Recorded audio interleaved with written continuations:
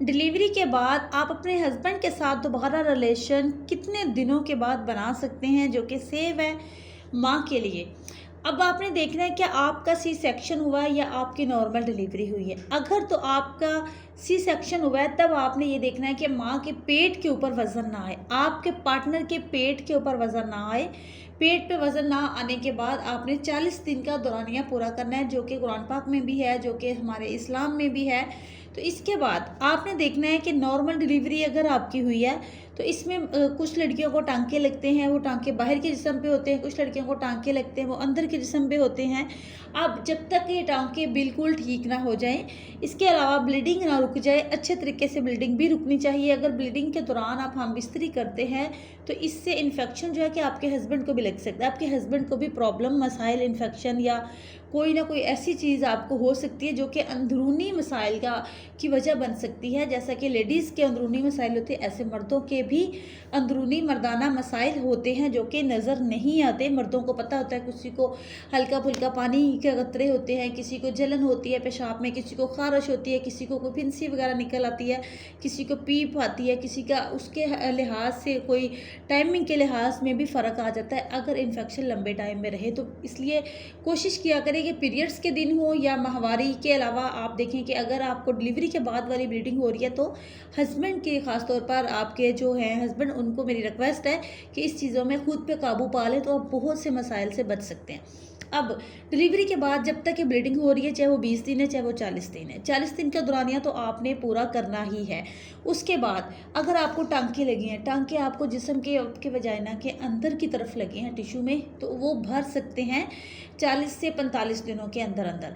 अगर 40 दिनों तक नहीं भरते, वो टांके ख़राब हो गए हैं, तो फिर आपको इसकी कम से कम आपको 2-2.5 महीने परहेज़ करनी होती है, जो कि बहुत ज़रूरी है। अगर हम यहाँ पे डिलीवरी के फ़ौरी बाद कुछ दिनों के बाद कुछ लोग इंटरकोर्स कर लेते हैं, क्योंकि हमारे पास बहुत से मरीज़ ऐसे आते हैं जिनको डिलीवरी को उनको 5 महीने हो चुके होते हैं, बच्चे की उम्र 5 महीने होती है और पेट में भी जो हमल होता है वो भी 5 महीने का होता है। तो जब हम अल्ट्रासाउंड करते हैं तो हम बड़े हैरान रह जाते हैं कि आपने 40 दिन का दौरानिया पूरा नहीं किया था क्या। तो इस लिहाज से आपको समझाने के लिए वीडियो मैं बना रही हूँ। आज ही मैंने अल्ट्रासाउंड किया जिसको 5वां महीना था और उसको बच्चा भी 5 महीने का था और पेट में भी 5वां महीने का हमल था।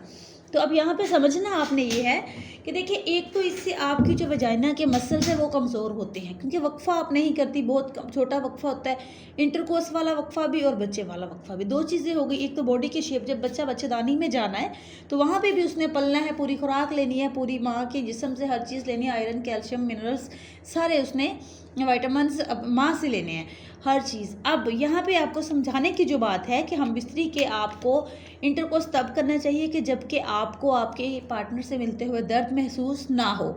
अगर आपको दर्द महसूस होता है तो आप प्लीज़ कुछ दिन और स्टे करके और एंटीबायोटिक्स के साथ आप अपने खुद को आराम दें। उसके बाद आपने देखना है कि आपको वज़न तो नहीं बढ़ता। अगर आपको वज़न पड़ता है, वो करती क्या है कि बहनें जब डिलीवरी होती है, डिलीवरी के बाद फ़ौरी उठ के काम काज शुरू कर देती हैं। ये नहीं कि उनके घर में कोई बड़ा नहीं होता जो कि उनके बच्चों की देखभाल कर ले, या कोई भी उसका उनके सपोर्ट करने के लिए नहीं होता। तो यहाँ पे हस्बैंड से रिक्वेस्ट है, जो भी जितने भी हस्बैंड्स हैं वो अपनी बीवियों का ख्याल रखें। उनको आपकी सपोर्ट की बहुत ज़रूरत होती है। जो फैमिली में हैं होते हैं आपके लोग, नंदे हैं, देवरानी हैं, भाभी है, कुछ भी हैं, उनको आपकी सपोर्ट करनी चाहिए, आप भी उनकी करें। अगर आप उनकी करेंगे तो वो भी आपकी करेंगे। अब यहाँ पे बात ये आती है कि वेजाइना के अंदर जो टांके लगते हैं वो स्वेलिंग कर देते हैं, वो सूजन कर देते हैं। अगर इंटरकोर्स कर रहे हैं आप, तो वो जो आपको वज़न बढ़ना शुरू हो जाएगा, वो वज़न ऐसे पड़ेगा कि आपका अंदरूनी जिस्म हल्का सा बाहर आता हुआ आपको महसूस होगा। हाथ लगा के देख सकते हैं, पाँव के बल बैठ के देख सकते हैं, या फ्लश में बैठने से आएगा, अदरवाइज़ दोबारा जब आप चले फिरेंगे तो अंदर हो जाएगा।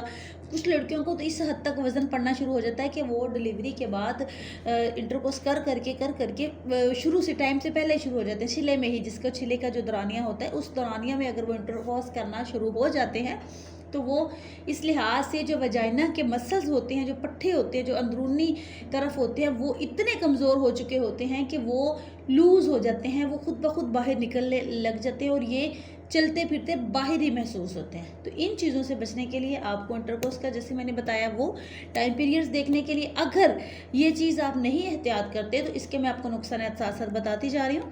आपकी फ्लोपियन ट्यूब्स तक इन्फेक्शन जाएगा, आपके पेल्विस तक इन्फेक्शन जाएगा। पेल्विस में बच्चेदानी में जाके जब पेल्विस में पहुंचेगा तो आपके पेट निचले हिस्से में मसलसल दर्द, आपको पानी की शिकायत, आपको लकोरिया, आपको इस पानी का कलर पीला हो जाएगा, आपको इस पानी से स्मेल आएगी, आपको खारिश होगी, जलन होगी, पेशाब करते हुए जलन महसूस होगी, आपकी कमर के निचले हिस्से में दर्द रहने लगेगा, आपकी टांगों में दर्द रहने लगेगा, आपको थकावट महसूस होगी, आप अंदरूनी थकावट का शिकार होंगे। यानी कि आपको ऐसा लगेगा जिस जिस्म में सांस नहीं है, जिस्म में जान ख़त्म हो रही है, टांगों में जान नहीं है, थोड़ा सा काम किया और आप थक गए, बीपी बहुत ज़्यादा लो रह रहा है, पसीना बहुत ज़्यादा आ रहा है, यानी कि अंदरूनी मसाइल शुरू हो चुके हैं। तो इसलिए इंटरकोर्स आप करें।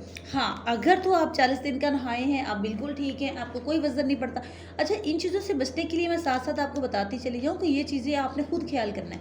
आपकी डिलीवरी हुई, फौरी से दूसरे दिन उठ के आप उसका कामकाज पे नहीं लगे। हाँ, अगर कामकाज करना है उसका एक तरीकाकार अपनाएं।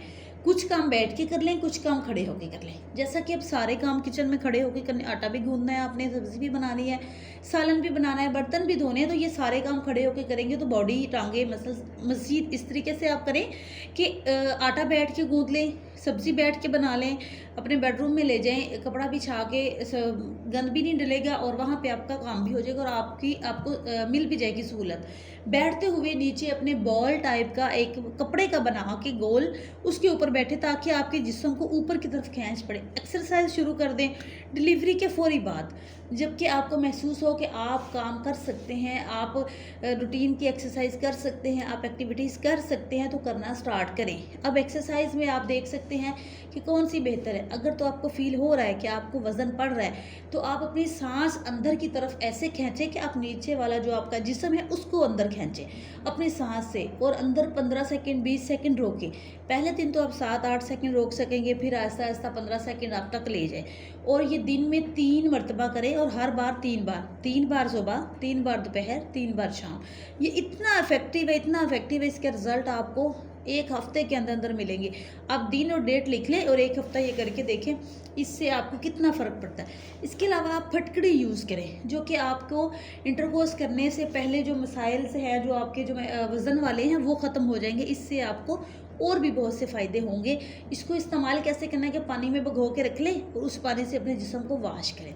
डिलीवरी के बाद वैसे भी सफाई का खास ख्याल रखा करें, जैसा कि आप डिटोल इस्तेमाल करें, पायोडीन पानी में डाल के इस्तेमाल कर लें, या आप ऐसा वो करें, डिटोल साबुन इस्तेमाल कर लें जिससे आपको हैंड अपने वॉश करें, कपड़ा जो रखा हुआ है वो अच्छी तरीके से, आपको इन्फेक्शन ना हो।